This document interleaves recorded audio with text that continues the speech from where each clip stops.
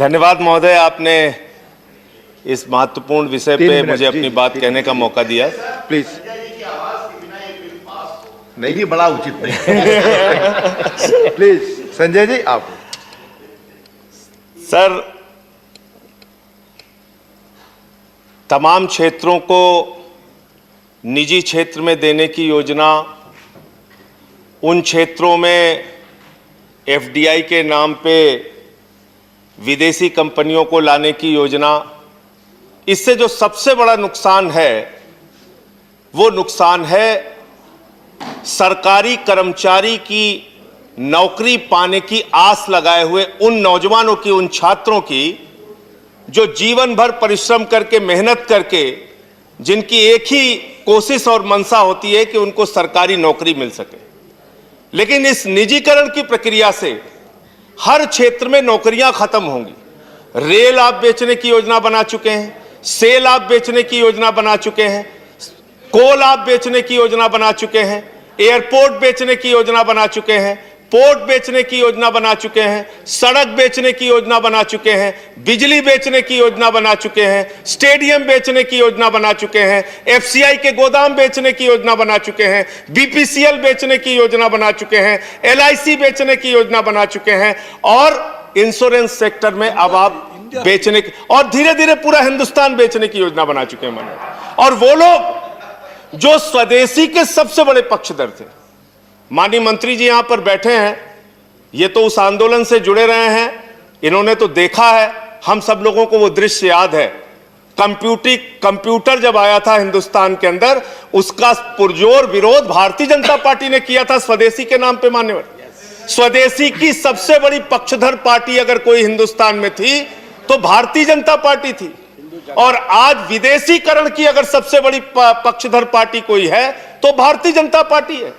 ये किस प्रकार से आपके सोच में और विचार में परिवर्तन आ रहा है, और इससे जो आप एक बड़ा खतरनाक काम करने जा रहे हैं मान्यवर, कि आप जो संविधान की मूल सोच और अवधारणा थी कमजोर तबके के लोगों को आगे बढ़ाने की, बाबा साहब डॉक्टर भीमराव अंबेडकर की जो अवधारणा थी, सोच थी कमजोर तबके के लोगों को आगे बढ़ाने की, वो आरक्षण पूरी तरीके से एसटी का, ओबीसी का, एससी का, और अब तो ईडब्ल्यूएस सेक्शन, जिसको आप इकोनॉमिकली वीकर सेक्शन के नाम पे आरक्षण लेके आए। जब सरकारी नौकरी रहेगी ही नहीं तो आरक्षण किस बात का रहेगा? तो सबसे ज्यादा एक खतरनाक काम इसके माध्यम से यह होगा, अगर हर क्षेत्र का आप निजीकरण कर देंगे। बीएसएनएल की हालत आप देख ही चुके हैं कि क्या हुआ इस देश के अंदर।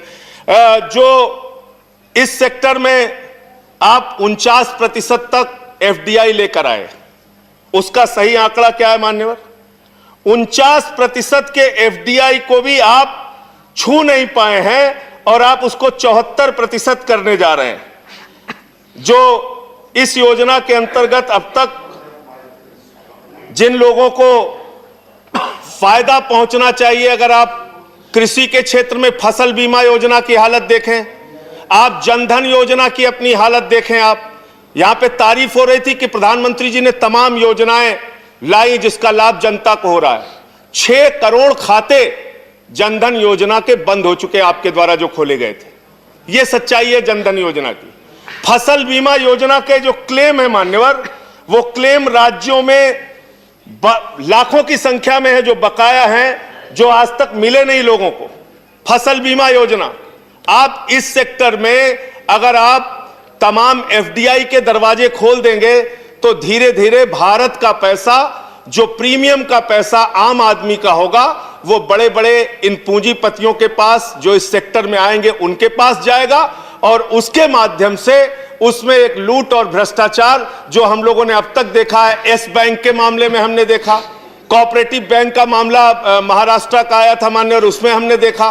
तो हर क्षेत्र में जब आप इन्हीं लोगों को बुलाएंगे तो हो ये रहा है कि आप कहीं ना कहीं पूंजीपतियों के लिए सारे सेक्टर के रास्ते खोल रहे हैं, और धीरे धीरे करके वो इसमें लूट और भ्रष्टाचार करके बाहर जाके आपको बैठ के चिढ़ाएंगे। धन्यवाद। 8 से 10 लाख करोड़ रुपए इस देश का आप उसको नाम दे देते हैं कि ये तो हम लोगों ने खाली अपने बैंक के खाते से नाम उनका हटाया है, एनपीए हो गया है। 10.5 लाख करोड़ रुपए चंद पूंजीपतियों को आपने बांट दिया। देश के बैंक को आपने बर्बाद कर दिया।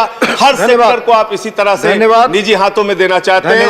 इस पर रोक लगाइए और इसको स्टैंडिंग कमेटी के पास भेजिए, और ये हमारी मांग है। धन्यवाद।